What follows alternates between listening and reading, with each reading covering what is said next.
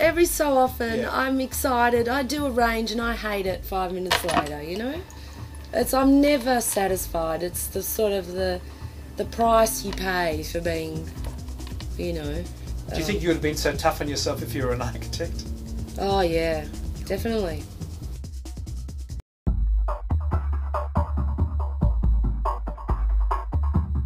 What is Bettina Liano? That's all I've ever done since the moment I left school. It's a retail-oriented concept, very directional. Mm-hmm. When you say directional, what do you mean? Well, I try to move ahead. I'm interested in the next, greatest, newest thing. I'm one of those artistic sort of souls that agonises over integrity. Although I'm quite good at business, I rarely pivot a decision around just the bottom line. Money. Yeah, no, I avoid looking at the bottom line.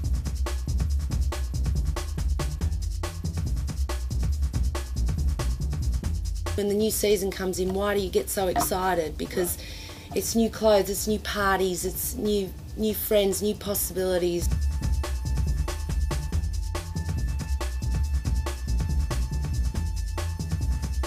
I started off by accident because I made a dress for a friend's 21st birthday when I was 19, and the theme was storybook characters, and the year was 1983, and I decided to go as Cinderella dressed in rags. Went to the party, looked at myself in the mirror and went, oh, you're so trendy, how typical, you've made a deconstructive a la Buffalo Girls sort of garment. Then the following week my younger sister picked it up and decided to wear it as a dress, which I wouldn't have. Personally, I would have just thrown it away. It was an old sheet, painted, you know, scrapped. I've got it somewhere here. Yes. Tied at the shoulders, and turned up in Chapel Street, which is our Melbourne, that's our big strip, and the boss of the trendiest store saw this dress and, what is that? Like, but almost like a panic, like, why don't I know about this? Where have you been shopping, you know? And I laughed and went, Joe, it's an old sheet. I made it myself, right? He said, I want you to make me one for the shop. And it was like, you know, the angels sang and the Yellow Brick Road and all those things. And it was like the nuns. Yeah, it was like the nuns at school. I said to a nun once, why are you a nun, sister? Why are you a nun? She said, because I got a calling. And it was like I got a calling. I was unemployed. I was unemployable. I couldn't hold down a job. People didn't like me because I was very serious. And I think as a young person I was also very clever, and you know, older people don't like that necessarily. They try to slap you down a bit, you know. I needed money. I had come into some misfortune family-wise, like I wasn't being supported financially at all. I was a bit on the street kind of thing. Starving, if you will, very Seriously? hand to mouth. Being an Italian in Melbourne and starving?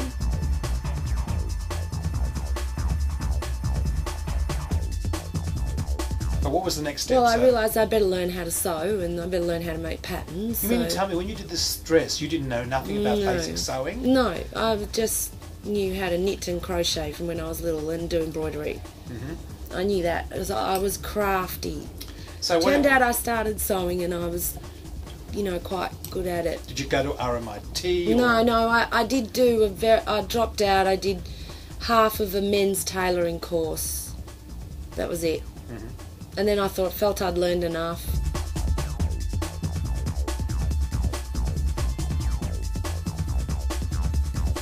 It was a very Girl Scout mentality. It was really through my resourcefulness and being able to get nothing and turn it into something that really I worked very slowly, baby steps.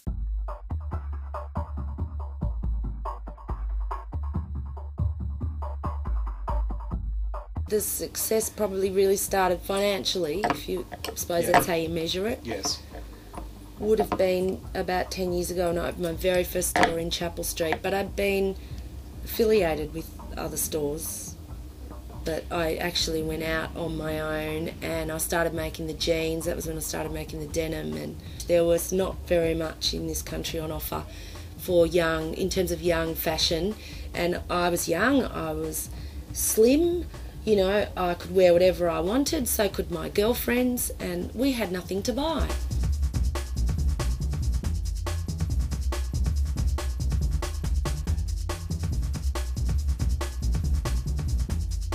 I just bought a sewing machine and I started working from home, and I started selling my whatever I could manage to get under made. your own label? Yeah. So you basically really started off. Yeah, I really started. Cold turkey. I've got my first invoice that I ever wrote. Right. Yeah. And I just one day at the time. I used to cry a lot, and I really used to work really hard and say to myself, you know, see it like I had a lot of vision. I was lucky. That's what I was blessed with. Was I always had a lot of foresight, and I knew that like a grain of sand every day was going to amount to my fashion empire. I was incredibly ambitious.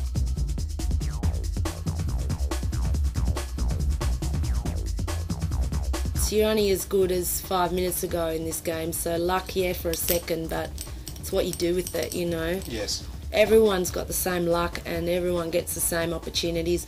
That might have happened to other people, what happened to me in Chapel Street that day when I was so young, and they wouldn't have acted upon it.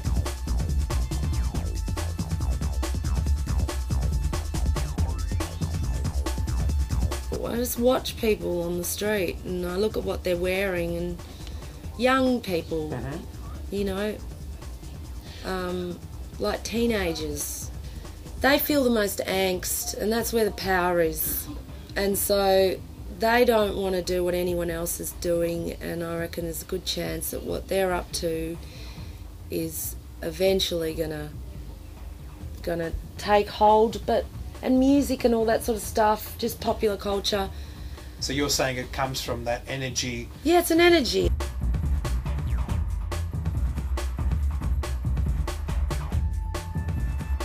I've never cared about the media too much. I used to have a no photo policy once. Oh, really? Yeah. I don't even want this to be about me. I really get excited by great design. I actually really strive to do that more than anything. That's my artistic integrity.